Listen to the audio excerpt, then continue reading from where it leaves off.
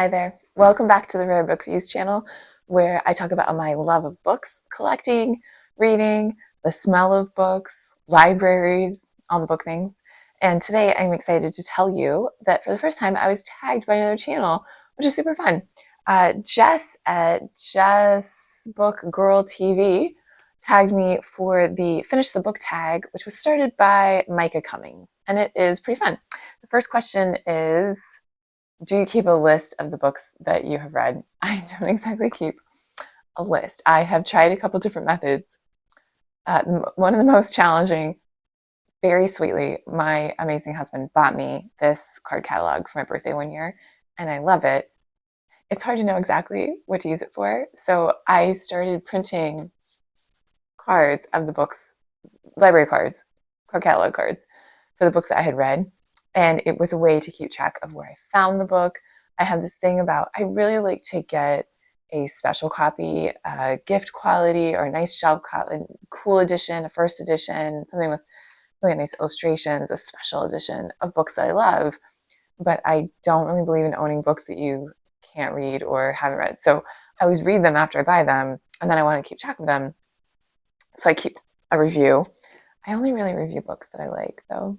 And then I keep track of where I found it, how I got it, if someone gave it to me, if I read a library book, and then I kept them in the card catalog.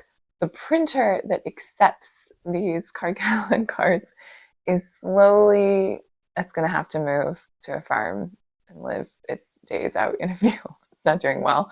And has a really hard time attaching to the network. So I've been looking for other options, and I've been using Goodreads this calendar year, pretty much since the first of the year. And I'm really going to be excited at the end of the year to be able to scroll through and see everything that I read and take stock. So I'm excited to try Goodreads. I'm a late joiner to that trend, but I think it has potential. So that is what I'm doing now. The second question is, what stats do you record? I don't really keep track of how many books I've read, or I don't know, pages. What other stats would you keep? I do keep track of how much I've paid for them, because sometimes I pass them on. I have a very book collecting friend who sometimes we trade them back and forth, and we're both very frugal, and we don't want to come out. I don't want to be taking advantage of her. So we really want to even up the books. So we do keep track of how much we pay for books. So I keep track of that and that I've read them, and that's about it. Question 3, do you give star ratings?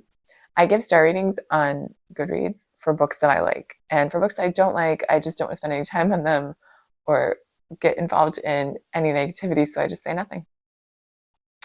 Question 4, do you review your books? I don't really, on Goodreads, I don't write anything. It just seems like too much of a time commitment. I do make a video to celebrate when I finish the to be read shelf. I have this one going now, this one right here. There it is. This one, no, this one, yes, this is the shelf of books that I'm reading. And I like to make a video when I start, and it really feels like I'm committing to this thing. I have a great sense of accomplishment as I read books, as I go through. And then at the end, I do a sum up and how were the books? What did I love?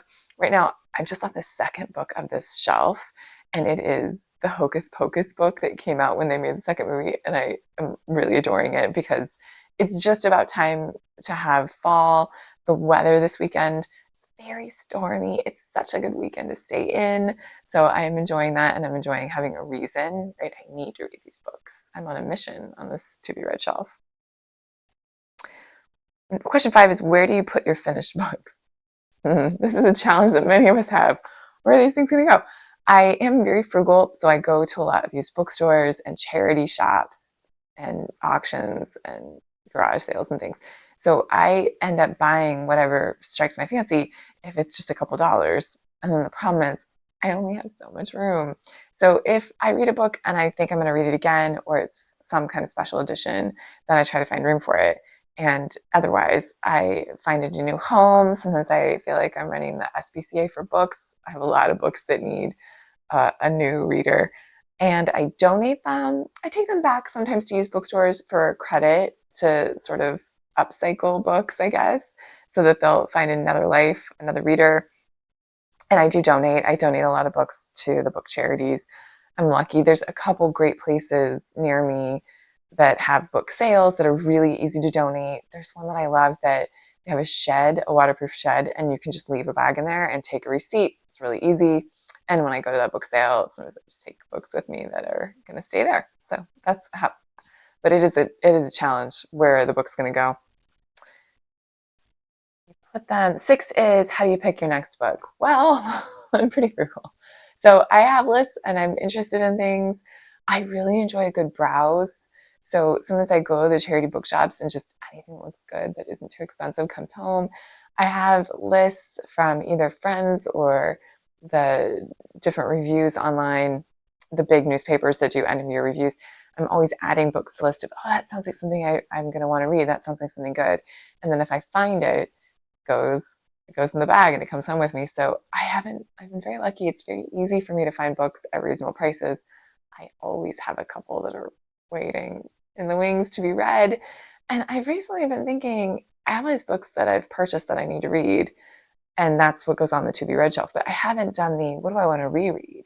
And I was thinking it would be really fun at the holidays to do a to be read shelf of just books that are in the holidays. It's going to be Halloween, so I had saved a Halloween book, but it might be fun to do a whole shelf of just Halloween books. I've got some good ones, so maybe I'll try that soon. 7 is, do you have any rituals when you've finished a book? No, I don't do a dance or anything. But I do the video for the end of the to be read shelf. Oh, I do. Oh, I actually do. I post them on Instagram. I have this tradition. It makes it really easy if you're in a bookstore. Sometimes I get a little confused. Have I read this book? So, especially when they change covers, not completely my fault. If they change the cover art, it can be a little confusing. So, when I finish a book, I take a picture with a coffee mug at an angle, and that's how I know when I post it in my Instagram feed, those are books that I've finished. Post pictures of bookstores or books that I considered buying, books that are out of my price range. I post a lot of pictures like that on my Instagram, but the ones that I've read are pretty easy to pick out. So that is one of the ways that I do that. You can follow me. It's in the show notes where my Instagram account is. And the last question is, who do you tag? I am going to tag Gina Stanyard Books. I love her videos, her content. It's very cozy. She's very positive. She loves some really good books. She has good taste. She's got some really nice bookshelves. And that's one of my favorite channels. So I'm going to tag her. And I'm going to thank all of you, as always.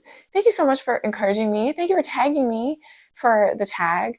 Thanks for watching. Thanks to everybody who comments and says kind things. We don't have enough of that in the world, and certainly not on the internet. So thank you to everybody who's being positive out there and who's telling me about their books. Thank you for watching. Happy reading.